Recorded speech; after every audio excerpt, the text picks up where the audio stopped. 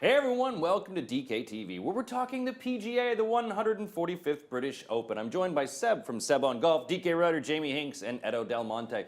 The British Open, a big history for Britain and for golf. It's the oldest game in the course. So what are the memories? What kind of memories do you have from this? Seb, let's talk about your British Open memories. What kind of British Open memories do you have? Something fond? Well, one of my favourite memories is exactly 10 years ago, 2006, Tiger Woods winning the British Open at Hoylake.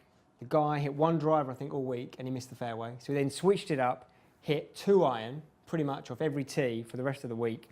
And on one of those 2-irons, I think it was the 14th, 400-odd yard hole, hit a 220-yard approach, eagle, straight in the hole, and that pretty much was the end of the tournament right there. He went on to gallop win that British Open, and it was reminiscent, particularly for me, because just recently his father, who was his inspiration, the guy that sort of held him together, just passed away. He tried to win the Masters for him before he died. He didn't.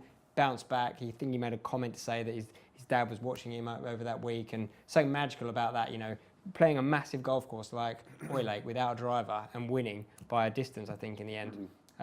That's pretty special. So yeah, it's one of those things where you're watching, you're just like, yeah, okay, I'm just gonna go get a beer.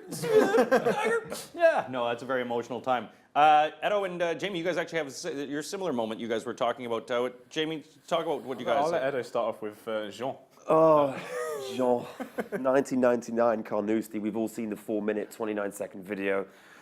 Dear Lord in heaven, he needed a double bogey to win. It was a par 4. He ended up hitting 7. It went to a playoff, and he lost. Let's see where he hit it on that hole 18. Oh, that's right. He hit it in the rough, in the sand, in the water, and in the stands. And it wasn't in that order because we eventually find him, as the picture will show you, looking like a complete Burke. And it's really unfortunate because he had a respectable career. And it's horrible because we were talking just before this about, you know, people who would have had epic chokes. Spieth won't be remembered, I don't think, for his choke this year. Norman won't be remembered for his at the Masters.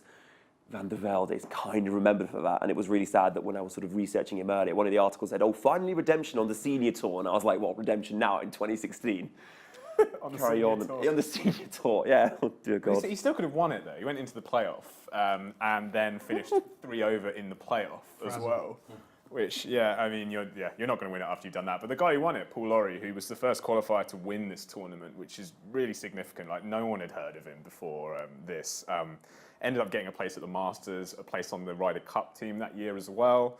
And all out of nowhere, I mean, it absolutely pissed it down during the playoff, which probably gave him an advantage because he is from Scotland.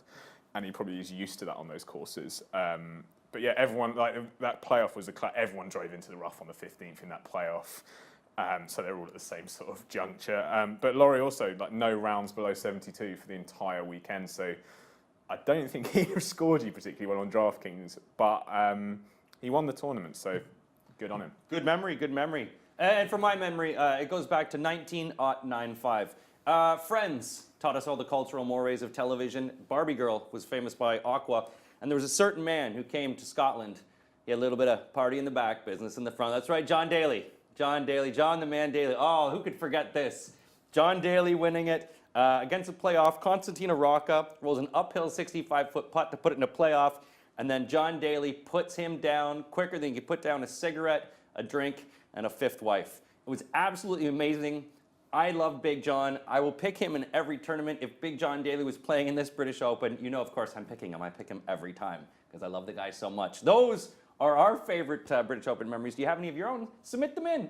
We might read them. If not, type in the comments section. But what you want to do is watch the British Open and play along with DraftKings. It's the best way to play along on the PGA, and especially the British Open. 6 players, $50,000. You could win big. We're giving away $1 million guaranteed first prize. DraftKings, welcome to the big time.